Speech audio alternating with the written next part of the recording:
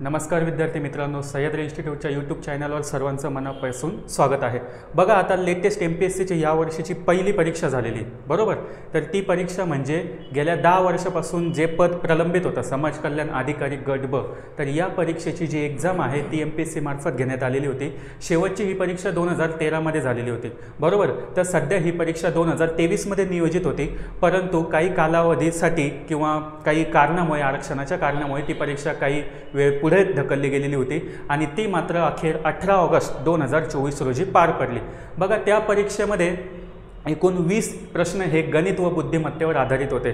बघा, आपण नेहमी यूट्यूब चॅनलवर जे काय आहे आपली एक सिरीज राबवलेली आहे की आत्तापर्यंत MPSCचे झाले जेवढे काही क्वेश्चन पेपर्स असतील कंबाईन धरून त्यांचे गणित आणि बुद्धिमत्तेचे एक्सप्लेनेशन आपण यूट्यूबवर टाकत असतो बरोबर। याआधी आपण 2023 कंबाईन BCची प्री एक्झाम आणि 2022ची कंबाईन बीची प्री एक्झाम आणि कंबाईन Cची सुद्धा प्री एक्झाम 2022 असे 3 व्हिडिओ गणित आणि बुद्धिमत्तेचे अपलोड केलेले आहेत।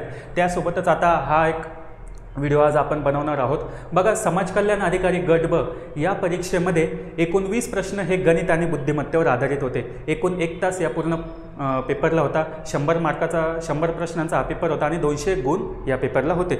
तर बघा, आपण बघूया आता ते गणित आणि बुद्धिमत्तेचे जे काही क्वेश्चन्स होते ते नेमके कसे सॉल्व्ह करायचे किंवा त्यांचे आन्सर्स हे कसे आलेले आहेत। आता हा जो काही पेपर आहे हा पेपर आहे A सेटचा, एवढं लक्षात ठेवा। हा जो काही पेपर आहे तो पेपर आहे A सेट। ओके, तर A सेटमध्ये 51 प्रश्नापासून पुढे गणिताचे प्रश्न होते।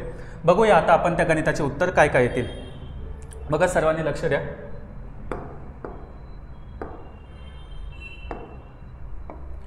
बघा काय आहे, पुढील घनाचे निरीक्षणाद्वारे 3च्या विरुद्ध, बघा आपल्याला 3च्या विरुद्ध बाजूस कोणता अंक येईल। 3 या अंकाच्या विरुद्ध बाजूस कोणता अंक येईल, आपल्याला हे 2 घन आहे किंवा हे 2 क्यूब आहे हे स्टडी करायला लावलेले आहे। बघा, अशा वेळेस काय करायचं की आपल्याला कोणत्याही संख्येच्या विरुद्ध एखादी संख्या विचारली आणि तिथे जर क्यूबची जी काही डायग्राम असेल तर त्यावेळेस बघा काय करायचं की दोन्ही क्यूबमध्ये किंवा 2 क्यूबमध्ये सारखी संख्या कोणती आहे ही बघा पहिल्यांदा। आता बघा, दोन्ही क्यूबमध्ये आपल्याला सारखी संख्या ही 3 दिसते, इथे सुद्धा 3 आहे आणि इथे सुद्धा 3 आहे। तर काय करायचं, त्या 3 पासून सुरुवात करून प्रत्येक जो अंक आहे तो क्लॉकवाईज लिहिण्यास सुरुवात करायची, म्हणजे अशा पद्धतीने आपल्याला तो अंक लिहायचा आहे। आधी हा आणि मग हा। बघा, आपण जर पहिल्या ब्लॉकला बघितलं तर पहिल्यांदा 3 लिहू, मग 4 लिहू आणि मग 6 लिहू। बघा, इथे लिहिले आपण 3, 4 आणि 6, हा झाला पहिला क्यूब। आता दुसऱ्या क्यूबमध्ये पण आपण सारख्या अंकापासून सुरुवात करायची, म्हणून 3 अंकापासून सुरुवात करू। 3 नंतर 1, 1 नंतर 2। बघा, इथे परत एकदा 3, 1 आणि इथे 2। आता हे असे एका खाली एक लिहिले, म्हणजे याचा अर्थ असा असतो की या संख्येच्या विरुद्ध ही संख्या। बघा, आता 6च्या विरुद्ध 2 आहे, 4च्या विरुद्ध 1 आहे आणि 3च्या विरुद्ध तर 3 येणार नाही। आता बघा, मग याच्यामध्ये मिसिंग अंक कोणता आहे, 1 आहे, 2 आहे, 3 आहे, 4 आहे आणि 6 आहे। मग कोणता अंक मिसिंग आहे, 5 अंक हा मिसिंग आहे। म्हणून 3च्या विरुद्ध स्थानी असा अंक येतो की जो अंक तिथे मिसिंग आहे, म्हणून याच्या विरुद्ध स्थानी कोणता अंक येईल, 5। ओके, एवढं लक्षात घ्या। किंवा जर तिथे, आता इथे मी तुम्हाला सांगताना थोडं डीपमध्ये सांगितलं, परंतु तिथे जरी विचार केला तरी तुम्हाला एवढी पूर्ण डायग्राम बघून पण लक्षात येईल की दोघं ठिकाणी समजा 3 सारखे आहे, म्हणजे कोणता तरी एक अंक तिथे मिस आहे जो कोणत्या तरी 3च्या जागेवर असेल, मग तो कोणता असेल, 5। कारण इथे 3च्या विरुद्ध तर 3 येणार नाही, तिथे तो ऑप्शन जातो। 2 येणार नाही कारण 2च्या विरुद्ध आपल्याला तिथे 6 दिसतोय। 1 पण येणार नाही कारण 1च्या विरुद्ध तिथे 4 दिसतो, मग 3च्या विरुद्ध 5, असं सुद्धा तिथे तुम्ही लॉजिक लावू शकता। बघूया नेक्स्ट एक्झाम्पल। ओके, बघा काय आहे, सारंगजवळ 50 पैशाची 200 नाणी आहे, 50 पैशाची 200 नाणी आहे, 25 पैशांची 300 नाणी आहे, 20 पैशांची 400 नाणी आहे, 10 रुपयाच्या 60 नोटा आहेत व 5 रुपयाच्या किती नोटा आहेत, 40 नोटा। तर सारंगने काय केलं, आपल्या पैशातून सरिताला 90 रुपये दिले। एवढे सगळे पैसे आहे, एवढे सगळे रुपये त्याच्याकडे, या रुपयामधून त्याने सरिताला 90 रुपये दिले। तर सारंगजवळ एकूण किती रुपये राहतील किंवा किती रुपये उरतील जर सरिताला त्याने 90 रुपये दिले, एवढं सगळं याच्यातून। तर बघूया, आता पहिल्यांदा आपण हे बघूया की सारंगजवळ एकूण किती रुपीज आहे। आता बघा, सर्वांना व्यवस्थित लक्ष द्या। सारंगजवळ 50 पैशाची 200 नाणी आहे। बघू, आता इथे मी लिहितो। आता बघा, समजा 50 पैशाचा आपण हिशोब घेतला, 50 पैशाची 1 नाणी बरोबर। आता समजा 50 पैशाची आपण समजा 2 नाणी घेतली तर किती रुपये होतात, 1 रुपया, कारण 100 पैसे म्हणजे 1 रुपये। मग 50 पैशाची 2 नाणी म्हणजे 1 रुपया। इथे किती नाणी आहेत, 200 नाणी, 2 नाणी म्हणजे 1 रुपया, तर 200 नाणी म्हणजे किती रुपये? 100 रुपये. आलं लक्षात? कसं करायचं? 50 पैशाची 2 नाणी म्हणजे 1 रुपया, तर 200 नाणी म्हणजे 100 रुपये. आता आपण याचं करूया 25 पैशाचं. बघा आता मी 25 पैशाचं इथं लिहितो. 25 पैशाचे बघा, 25 पैशाचे जर तुम्ही 4 नाणी घेतली, कारण 25 चोक 100 होतात बरं, 25 चोक 100 म्हणजे 100 पैसे म्हणजे 1 रुपये. 25 पैशाचे 4 नाणी घेतली तर 1 रुपया होतो. इथे किती नाणी तुम्हाला दिलेले आहेत? 300 नाणी. मग 300 नाणी म्हणजे किती रुपये? मग 300 गुणिले 1 भागिले 4 आपण करूया. 300 भागिले समजा आपण 4 केले, 4 × 4 4 7 28 होतात. इथे 2 उरतात, 4 × 5 20. किती झाले हे? 75 रुपये झाले. बघा हे किती रुपये आहेत? हे 100 रुपये. हे किती आहेत? हे 75 रुपये. आलं लक्षात? सेम 20 पैशाचे, 20 पैशाची आपल्याला 20 पंचे 100 होतात बरोबर. म्हणजे 20 पैशाची समजा जर 5 नाणी घेतली तर 1 रुपया बनतो. तर 20 पैशाचे 400 नाण्यांचे किती रुपये बनतील? मग 400 भागिले 5 आपण करूया. 5 × 8 = 40. किती झाले? 80 रुपये. बघा इथे आहे 80 रुपये. त्याच्यानंतर 10 रुपयाच्या किती नोटा आहेत? 60 नोटा. 10 रुपयाची एक नोट म्हणजे 10 रुपये बरोबर. 60 नोटा म्हणजे 600 रुपये बरोबर. हे झाले 600 रुपये. त्याच्यानंतर 5 रुपयाच्या किती नोटा आहेत? 40 रुपये, 40 नोटा. 5 रुपयाची एक नोट म्हणजे 5 रुपये. 40 नोटा म्हणजे 4 × 5 20. किती झाले? 200. आलं लक्षात? आता एवढे सगळे रुपये कोणाकडे? सारंगजवळ. आपण एवढ्या सगळ्यांची बेरीज करूया. बघा आता सर्वात पहिल्यांदा 200 आणि 100 300 होतात. 300 आणि 600 900 होतात बरोबर. 900 आणि 80 980 अधिक हे 75 करूया आपण बरोबर. बघूया आता 980 अधिक 75, 8 × 8 = 16 म्हणजे इथे 5 9 × 1 = 10. सारंगजवळ एकूण किती रुपये आहेत? 1055 रुपये. आता त्यांनी काय केलं की सारंगने आपल्या पैशातून सरिताला 90 रुपये दिले, म्हणजे 1055 मधून आपल्याला 90 लेस करायचे आहेत. म्हणून 1055 वजा 90 करूया आपण. इथे 5 आले बरोबर. 15तून 9 गेले, इथे आले 6 बरोबर, आणि इथे आले 9. किती झाले? आता किती रुपये उरले त्याच्याकडं? 965 रुपये आहे का इथे ऑप्शनमध्ये? बघा पहिलाच ऑप्शन आहे, 965 रुपये उरले. पण बघा आयोगाने कालच्या आन्सर कीमध्ये याचं उत्तर 875 दिलं आहे, परंतु याचं उत्तर काय आहे? 965. एवढं लक्षात ठेवा. आयोग कदाचित सेकंड आन्सर कीमध्ये ते उत्तर चेंज करू शकतं, परंतु याचं उत्तर काय आहे? 965. बघा नातेसंबंधावर आधारित गणित आहे. अशोक हा रोशनचा भाऊ आहे. टीना अतुलची बहीण आहे. रोशन हा टीनाचा मुलगा आहे. अशोकचे टीनाशी नाते काय? आता लक्षात घ्या, मी सांगतो की जो मेल असेल त्याला आपण चौकोन वापरूया आणि फिमेलला आपण गोल वापरूया. आता बघूया. अशोक हा रोशनचा भाऊ आहे. बघा अशोक आणि रोशन हे कोण आहे? भाऊ भाऊ म्हणजे 2. ओके. टीना ही अतुलची कोण आहे? बहीण आहे. पण आता इथे अतुलचा काही संबंध आहे का? नाही. म्हणून हे वाक्य आपण थोडं होल्डवर ठेवूया. रोशन हा काय आहे? टीनाचा मुलगा आहे. हा जो रोशन आहे ना, हा कोणाचा मुलगा आहे? टीनाचा. म्हणजे अशोक सुद्धा टीनाचा मुलगा आहे. म्हणून या दोघांची जी आई आहे ती कोण आहे? टीना. टीना कोण आहे? या दोघांची आई आहे. आता टीनाशी संबंधित, टीना ही अतुलची बहीण आहे. अतुलची बहीण टीना आहे. टीना ही कोणाची बहीण आहे? अतुल आणि टीना हे बहीण भाऊ आहे. तर आता काय विचारलं त्यांनी? अशोकचे टीनाशी नाते काय? आता अशोकचे टीनाशी नाते आपल्याला तर दिसतंय काय आहे? अशोक ही टीनाची आई आहे, म्हणजे टीनाचा अशोक कोण असेल? मुलगा असेल. बघा आई येते. पहिली गोष्ट म्हणजे आपल्याला हे पण लावायचंच नव्हतं, तिथे अतुलचा काही संबंध नव्हता, परंतु आपण लावलं. काय आहे त्याचं आन्सर? मुलगा असेल. नेक्स्ट. हां, पदावलीवर आधारित गणित आहे, बॉडमासवर आधारित. आता बघा त्यांनी काय सांगितलं, इथे गणितीय क्रियांसाठी संकेतांचा वापर केलेला आहे. त्रिकोण, ट्रँगल हे चिन्ह किंवा संकेत गुणाकारासाठी आहेत बरोबर. ट्रँगलसाठी त्यांनी काय वापरलेलं आहे? गुणाकार. ट्रँगल म्हणजे मल्टिप्लिकेशन. इतर चिन्हांच्या क्रिया आपणच ओळखायच्या आहे. दिलेल्या राशीची उकल करा, म्हणजे दिलेली जी काही रास आहे ती तुम्ही सोडवा. आता बघा पहिलं काय आहे?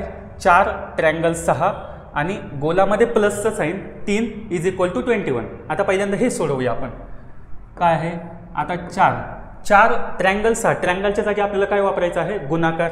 मग इथे बघा, हां, उत्तर काय येत आहे? 21. आणि इकडे काय आहे? इथे कोणतं साईन आहे माहिती नाही, आणि इथे 21 उत्तर आहे बरोबर. आता 6 चोक 24 होता, पण उत्तर काय आहे 21. म्हणजे 24 मधून काय 3 वजा केल्यावर 21 उत्तर येईल, बरोबर. म्हणजे इथे वजा आहे, बरोबर. म्हणजे आता हे जे साईन आहे सर्कलमध्ये प्लस, त्याच्या जागी काय लिहायचं आपण, वजाबाकी. त्रिकोणाच्या जागी आपण लिहिणार आहे गुणाकार. आता सेम इथं परत इथं त्रिकोण आहे, 6 चौक इथे बघा, परत एकदा तुम्हाला दिसत नसेल तर 4 गुणिले 6. आता इथे चौकोन आहे, इथे 3 आहे आणि इथे 8 आहे. 6 चौक 24. 24 मध्ये 3 काय करावं लागतील म्हणजे 8 उत्तर येईल. 3 8 24 होतात, म्हणून 24, बरोबर. बरोबर. इथे काय आला आहे भागाकार, बरोबर. म्हणजे आता याचा आन्सर काय आहे, जो काही स्क्वेअर असेल त्या स्क्वेअरच्या जागी काय करायचं आहे, भागाकार, बरोबर. आता बघा 35, परत एकदा आता त्यांनी आपल्याला हे सोडवायला लावलं आहे, बरोबर. आता आपल्याला स्थान माहीत आहे किंवा चिन्ह माहीत आहे. 35 बघा गोल आहे, त्याच्यामध्ये प्लस आहे, तिथे आपण वजाबाकी वापरूया, नंतर 5 वापरूया. त्याच्यानंतर चौकोनाच्या जागी आपल्याला वापरायचा आहे भागाकार. त्याच्यानंतर 6 गुणाकाराच्या जागी आपल्याला वापरायचं आहे, त्रिअँगलच्या जागी गुणाकार वापरायचा आहे, आणि ते 7. आता यांचे आपल्याला उत्तर काढायचं आहे किंवा यांचं सोडवायचं आहे. पहिल्यांदा आपण कंस सोडवूया. 35 मधून 5 गेले किती उरतात, 30 भागिले 6 7. पहिल्यांदा भागाकार करून घ्या, किती आले, 6 पंचे 30, म्हणून 5 गुणिले 7, 7 5 किती होत असतात 35. आपला आन्सर काय यायला पाहिजे 35. बघा तो 4 नंबरचा ऑप्शन 35.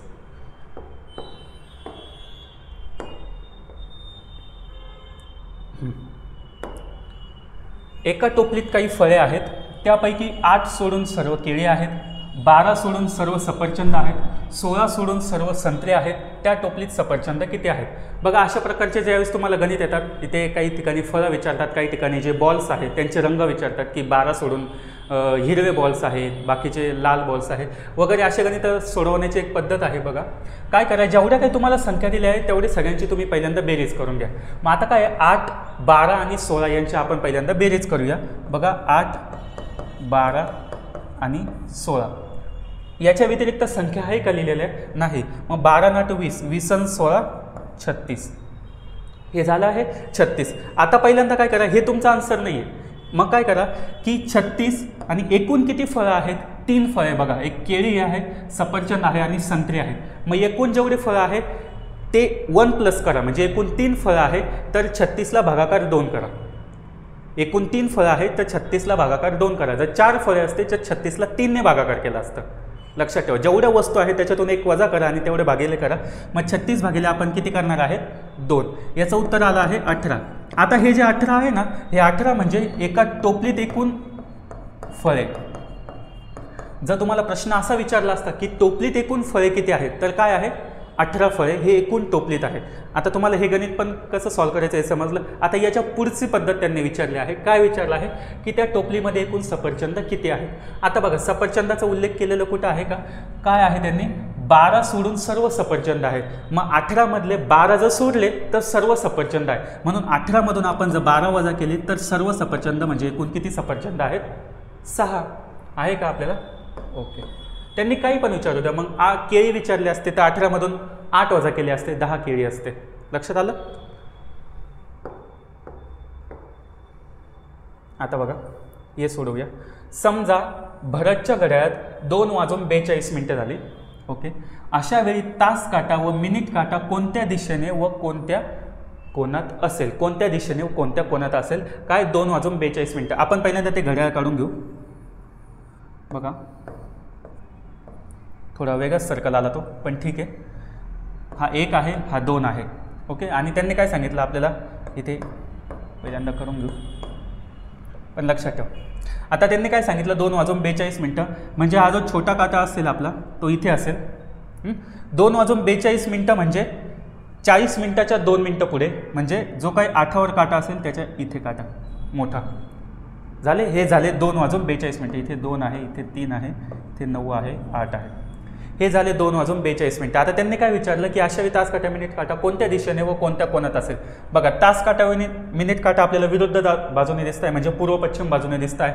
बरोबर. मग इथे पूर्व पश्चिम ऑप्शन कुठे आहे, फक्त इथेच ऑप्शन पूर्व पश्चिम, म्हणजे हेच आन्सर येईल. पण आता कोण विचारलेला आपल्याला, कोण कोणता येईल, विशाल कोण. कारण जो कोण आपल्याला 90 डिग्रीपेक्षा प्लस असतो त्याला विशाल कोन म्हणतात. जो कोन आपल्याला 90 डिग्री असतो त्याला आपण काटकोन म्हणतो, आणि जो कोन 90 डिग्रीच्या मायनस असतो किंवा कमी असतो त्याला आपण लघु कोन किंवा ॲक्यूट अँगल म्हणतो. बरोबर, एवढं लक्षात ठेवा. हा आपल्याला 90 डिग्रीच्या वर दिसतोय म्हणून तो कोणता कोन असेल? विशाल कोन.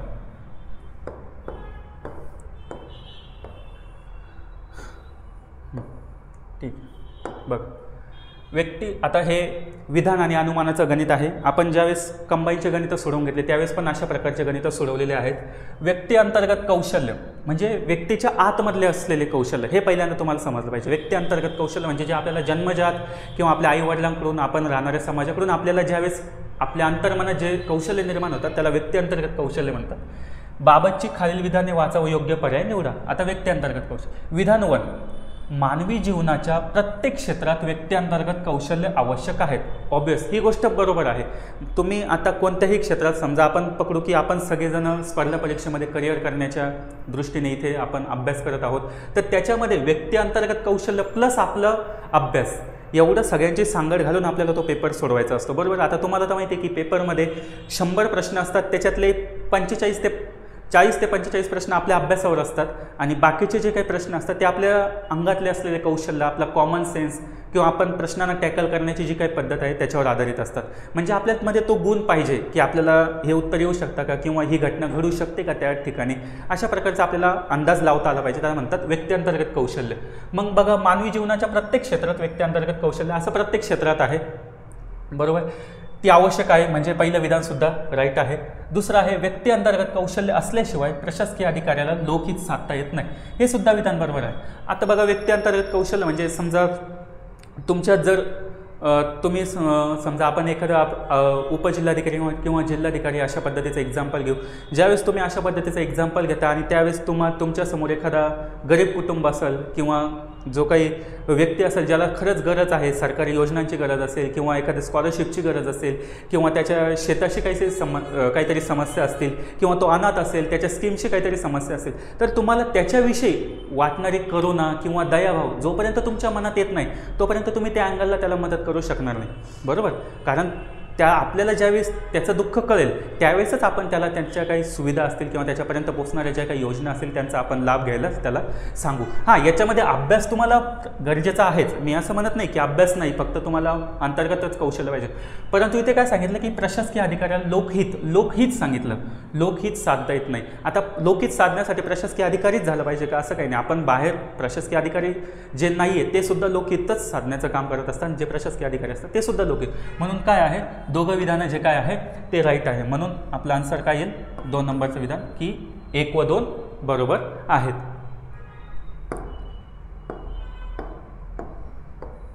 एक स्टेट फॉरवर्ड तुम्ही तिथे विचार करायचा नेहमी. जर घड्याळात, आता घड्याळाचे 2 एक्झाम्पल आलेले, जर घड्याळात 3:17 झालेली असतील तर आरशातील प्रतिमा, बघा आरशातील प्रतिमा तिथे विचारली आहेत, किती वेळ झालेला आहे, 3:17. आता हे गणित 2 प्रकारे सोडवता येईल आपल्याला. पहिल्यांदा एक गणितीय प्रकार दाखवतो तुम्हाला. ज्यावेळेस तुम्हाला आरशातली प्रतिमा विचारली जाते तर काय करा की 11:60 म्हणजे किती, 12. बरोबर, 11:60 म्हणजे 12, परंतु आपण घेऊ 11:60. त्याच्यातून ती संख्या वजा करा किंवा ती वेळ वजा करा तर तुम्हाला आरशातली प्रतिमा मिळून जाईल. मग आता ती वेळ काय आहे, 3:17. इथे 3 लिहिला आणि इथे लिहिले 17 झालं. 60मधून 17 गेले 43 होतात, 11तून 3 गेले 8. काय आलं त्याचं उत्तर, 8:43. किंवा जर तुम्हाला ही पद्धत नसेल माहीत तर आपण घड्याळ जरी काढलं तर घड्याळात काय आहे बघा, काय आहे 3:17. इथे 3 आहे,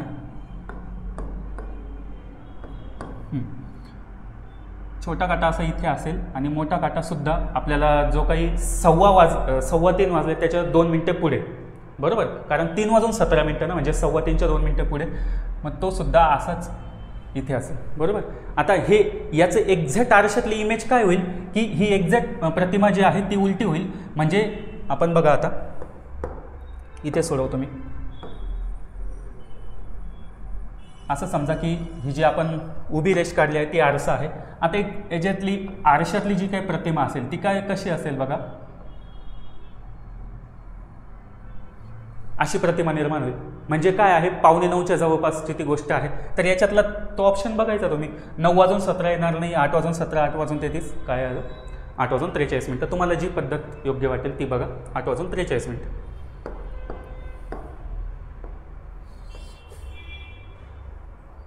लक्षात घ्या.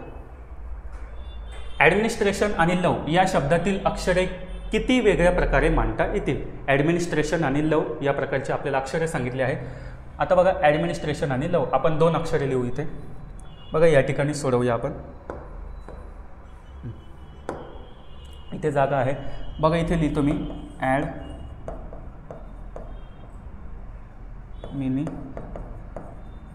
ॲडमिनिस्ट्रेशन आणि इथे लिहिले आहे मी लव.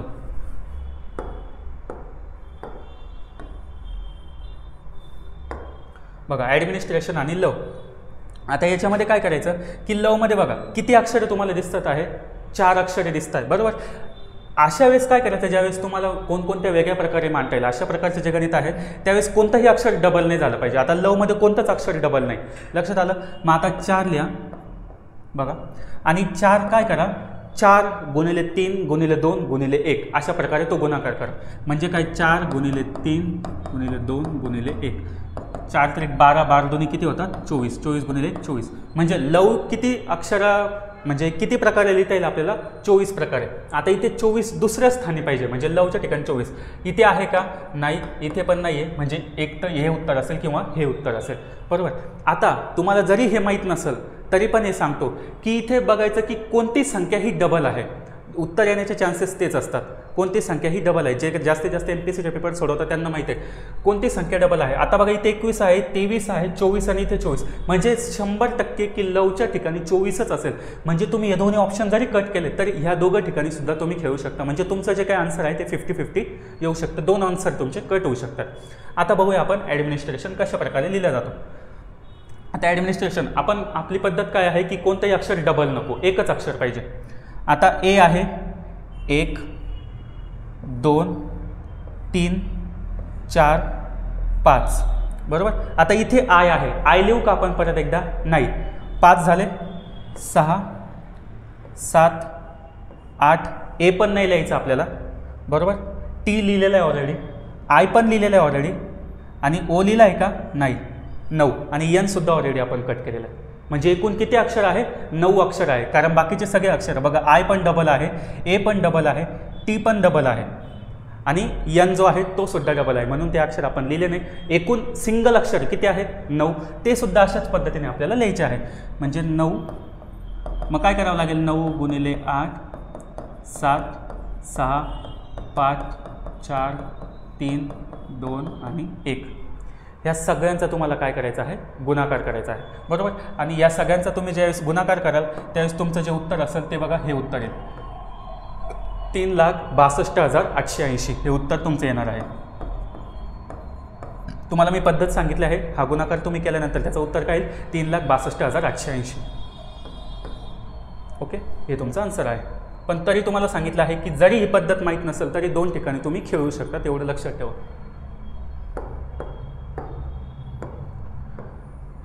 बघा येणारच हे अशा प्रकारे मजूर, काम, वेळ, दिवस यांचे गणित येणारच. अशा प्रकारचं आपण गणित बघितलेलं आहे. 4 मजूर 6 दिवसात 9,600 गट्टू तयार करतात. म्हणजे 9,600 काम किती आहे, 9,600 गट्टू तयार करतात. तर 18 मजूर 4 दिवसात किती गट्टू तयार करतील. बघा आपला जो फॉर्म्युला आहे MDH/वर्क, परंतु ते अवर्स नाही आहे, फक्त मॅन अँड डेज आहे बरोबर. म्हणजे काय आपल्याला man into days upon work is equal to man into days upon work. कारण इथे अवर्स दिलेले आहे का त्यांनी, नाही. मग मजूर किती आहे, 4 गुणिले 6 बघा, 4 गुणिले 6. वर्क म्हणजे एकूण किती काम केलं त्यांनी, तर काय काम केलेलं आहे, 9,600 गट्टू बनवले आहेत. इज इक्वल टू 18 मजूर किती दिवस, 4 दिवस, आणि वर्क म्हणजे आपल्याला ते गट्टू किती आहेत ते दाखवायचे. अशा पद्धतीची ही मांडणी झाली. आता बघा जी संख्या इथे भागाकारला ती तिकडे गुणाकारला जाईल, जो गुणाकारला तो तिकडे जाताना भागाकारला जाईल. बघा 18 गुणिले 4 9,600 लिहिले आपण, आणि खाली 4 गुणिले 6 अशा पद्धतीने लिहिले. हा 4 जातो, हा 4 जातो, 6 1 6, 6 3 18. आता 9600 गुणिले 3 बघा 0 0, 6 3 18, 9 3 27 आणि 1 28. काय आलं आहे 28,800 आहे का आपल्याला आन्सर? 28,800.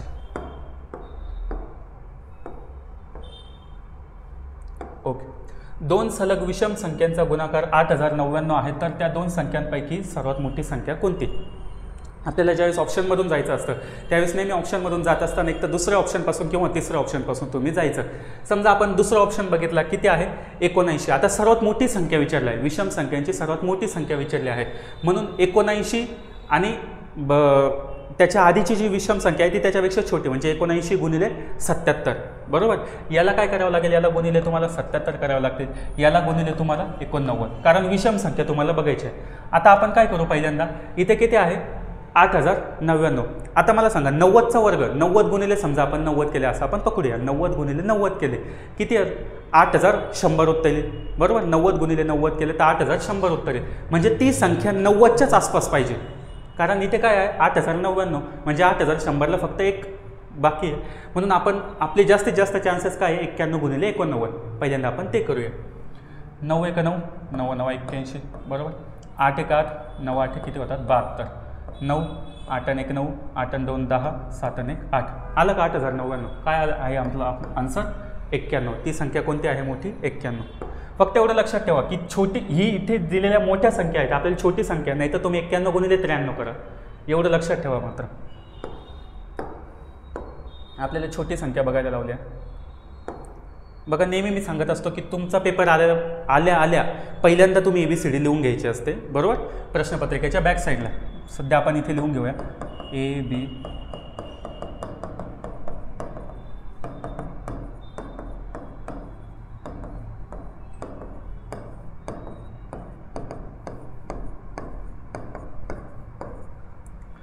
आता बघा CK म्हणजे काय आहे, इथे C आहे, K आहे, त्याच्यानंतर काय आहे GM, G आहे, M आहे. आता काय करा, पहिल्यांदा अशा वेळेस काय करायचं, ज्यावेळेस एकदम सलग संख्या दिल्या असतात पहिल्या संख्यांवर फोकस करा, म्हणजे वरच्या संख्या. C नंतर G आहे, बघा C आहे, त्याच्यानंतर त्यांनी काय लिहिलं आहे G, मध्ये कितीचा डिफरन्स आहे 3चा. त्याच्यानंतर काय लिहिलं आहे त्यांनी K, बघा K मध्ये कितीचा डिफरन्स आहे 3 संख्यांचा. त्याच्यानंतरला आहे O, बघा 1 2 3 संख्या सोडली O. त्याच्यानंतर आहे S, 1 2 3 संख्या सोडल्यावर S. मग आता 3 संख्या सोडल्यावर म्हणजे TUV सोडल्यावर इथे काय यायला पाहिजे, वर W यायला पाहिजे, वरच्या ठिकाणी काय यायला पाहिजे W. आता W वरच्या ठिकाणी असणारे P पण जाईल आणि हा पण ऑप्शन जाईल. बरोबर. 2 ऑप्शन राहिले. आता आपण खालच्या ठिकाणी येऊ. K नंतर काय लिहिलेलं आहे त्यांनी M. बघा आता K कुठे आहे, इथे K आहे, K नंतर M, एक अक्षर सोडून M लिहिलं आहे. O परत एक अक्षर सोडून O लिहिलं आहे. परत Q, बघा एक अक्षर सोडून Q. S परत एक अक्षर सोडलं S. आता S नंतर एक अक्षर सोडलं आपण काय लिहिणार आहे U, म्हणजे उत्तर काय आहे सर W आणि U.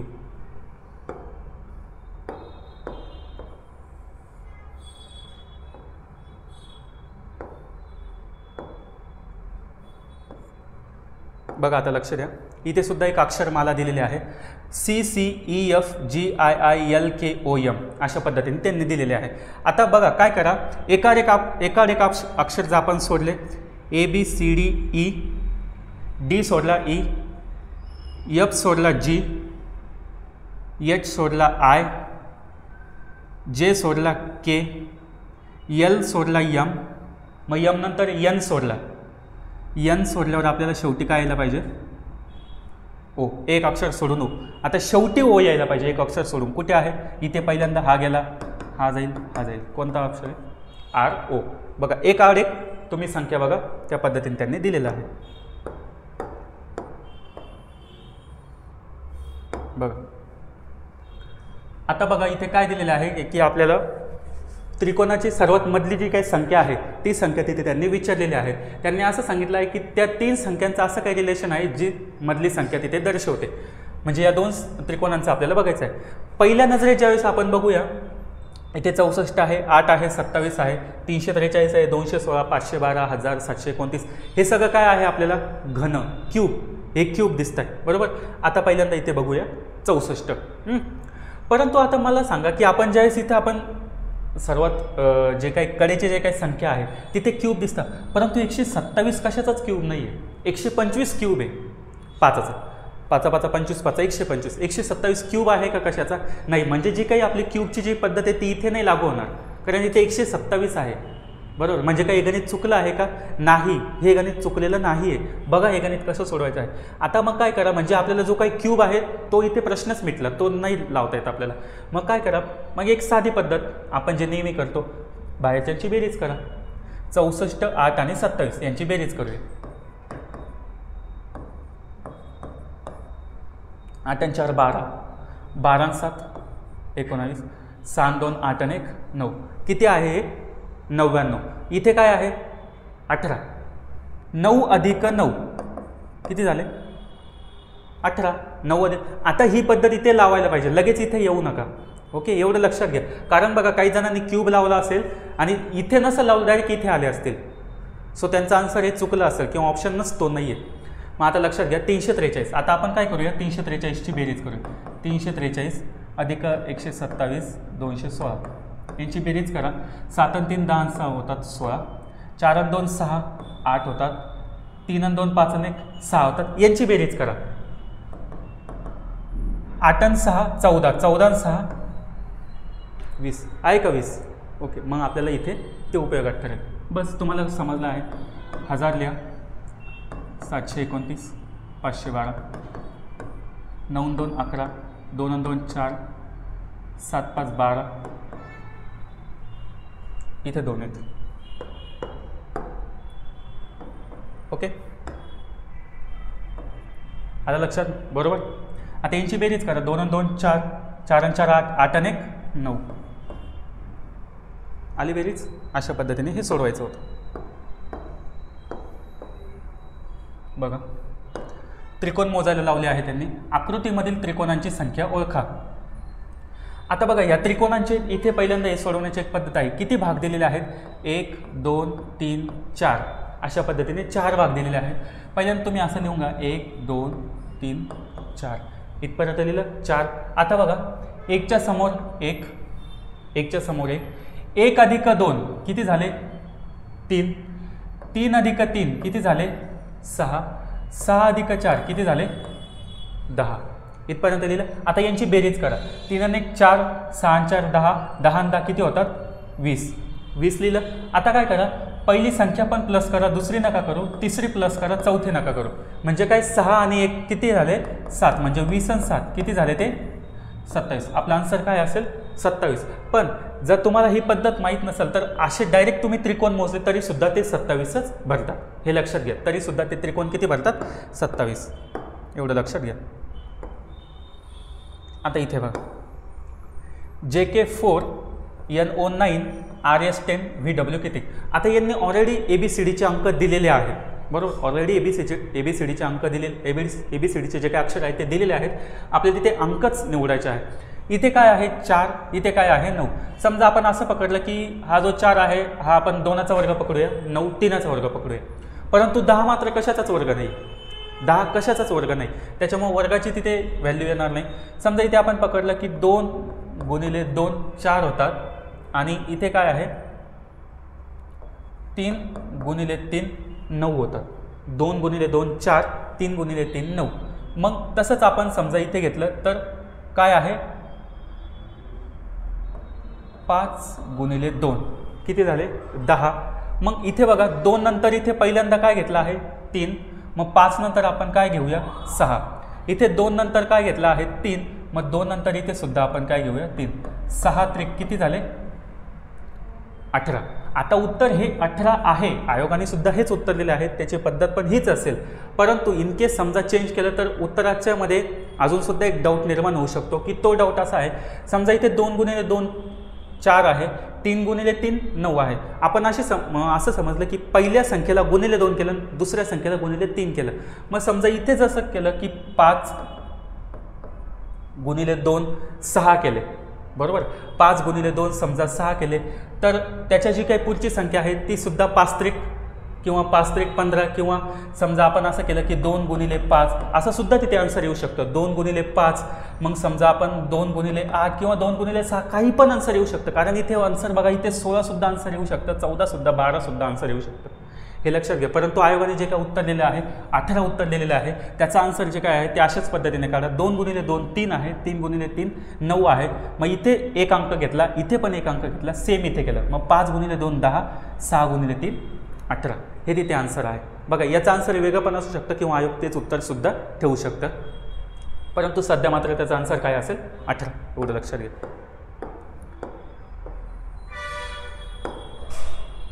बघा, एका मिनिटात ड्रमचा 4/9 भाग पाण्याने भरतो, तर उर्वरित भाग भरण्यास किती वेळ लागेल? एका मिनिटात किती भाग भरत आहे? 4/9. एका मिनिटात इथे मिनिट आहे आणि इथे भाग आहे. एका मिनिटात 4/9 भाग भरला, म्हणजे उरलेला भाग किती आहे? 5/9. 9 भागापैकी 4 भाग झाले, म्हणजे किती भाग उरले? 5/9 भाग उरले, तर ते भरायला किती वेळ लागेल? असं त्याचा आन्सर आहे. 5 गुणिले 9 भागिले 4/9. बघा, हे आन्सर काय आहे? 5/9 गुणिले 1 भागिले 4/9. आणि हेच आपण ज्यावेळेस याचा रेसिप्रोकल करतो त्यावेळेस काय येईल? 5 गुणिले 9 गुणिले 9 4. हा 9 जाईल, 9 जाईल. उत्तर काय आलं? किती वेळ लागेल त्याला? 5/4 एवढा वेळ लागेल.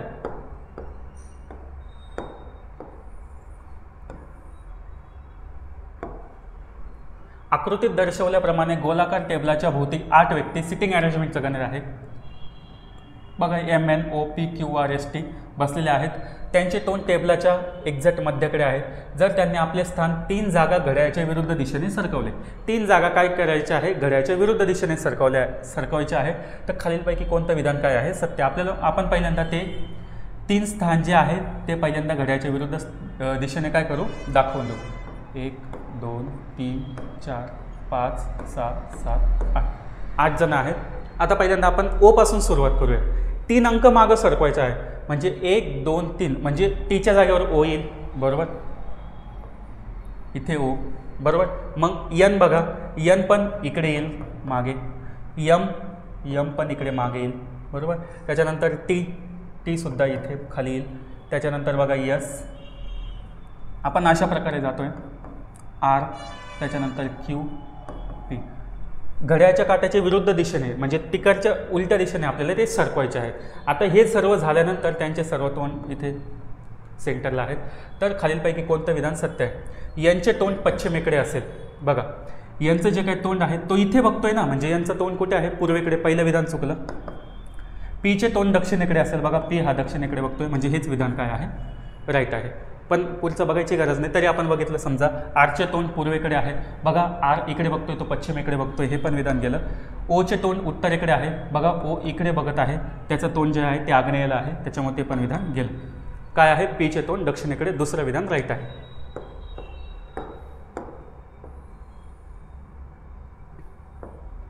आता बघूया. ए आणि के ही बहीण, ए ही केची बहीण आहे, एन हा केचा भाऊ आहे, यस हा एनचा भाऊ आहे, आर ही यसची मुलगी आहे. तर ए आणि आरमध्ये काय नाते आहेत? आता तुम्हाला मगाशीच सांगितलं की आपण काय करूया, की जे काही मेल आहेत त्यांना आपण चौकोन वापरूया, फिमेलला आपण गोल वापरूया, बरोबर. आता ए ही केची बहीण आहे. ए ही म्हणजे ए हा गोलमध्ये असेल आणि ती काय आहे? केची बहीण. आपल्याला के माहीत नाही, तो मेल आहे की फिमेल आहे हे आपल्याला माहीत नाही, म्हणून. आणि हे या जे काय आहे स्थान किंवा हे जे काही चिन्ह आहे याचा अर्थ असतो बहीण भाऊ. यन हा केचा भाऊ आहे. आता केचा भाऊ यन आहे, ओके. त्याच्यानंतर यस हा सुद्धा यनचा भाऊ आहे, यांचा भाऊ आहे, म्हणजे हे सगळे कोण आहे? बहीण भाऊ आहेत. आर ही यसची मुलगी आहे. आता जो काही यस आहे याची जी काही मुलगी आहे, याची मुलगी कोण आहे? आर. तर ए आणि आरमध्ये आता ए पण फिमेल आहे, आर पण फिमेल आहे, ओके. ए तर फिमेल आहे, हे सगळे कोण आहे? बहीण भाऊ. म्हणजे एचा भाऊ यस आहे, यसची मुलगी आर आहे. म्हणजे एसची जी काही बहीण आहे ती आरची कोण लागेल, आत्या लागेल, बरोबर. आपल्या वडिलांची बहीण ती त्याची आत्या आणि ही कोण लागेल, एकमेकांची भाची. म्हणजे यांचं नातं काय असेल, आत्या आणि भाची असेल का. ओके, हा इथे आन्सर.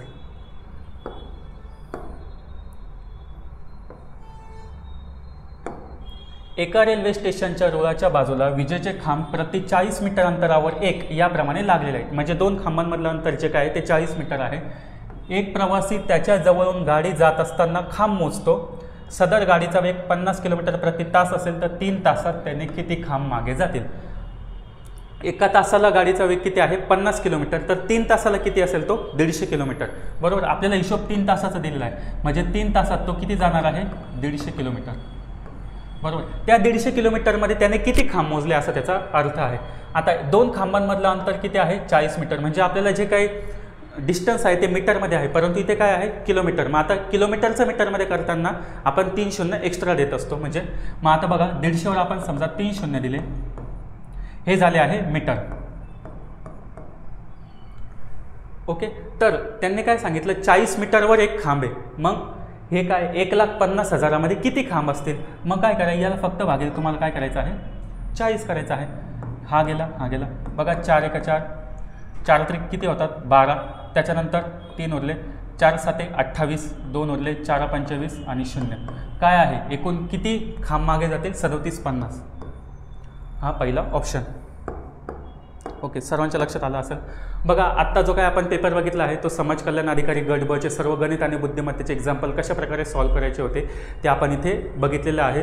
त्याच्यानंतर आपण आता जो काही कंबाईनचा पेपर होईल किंवा राज्यसेवेचा पेपर होईल त्याच्यामधले सुद्धा गणित आणि बुद्धिमत्तेचे आपण एक्झाम्पल बघूया. तोपर्यंत हा व्हिडिओ तुम्हाला कसा वाटला हे तुम्ही कमेंट बॉक्समध्ये आम्हाला नक्कीच सांगा. आणि आयोगाचे काही आन्सर याच्यात चेंज होऊ शकतात याची पण तुम्ही इथे दक्षता घ्यावी लागेल. ठीक आहे, चल बघा आपण इथे थांबूया. आणि आपले जे काही प्रिव्हियस इयरचे जे काही आपण क्वेश्चन पेपर घेतलेले आहे एक्सप्लेनेशनचे त्याचे सुद्धा व्हिडिओ तुम्ही सह्याद्री इन्स्टिट्यूटच्या यूट्यूब चॅनलवर जाऊन बघू शकता. थँक्यू.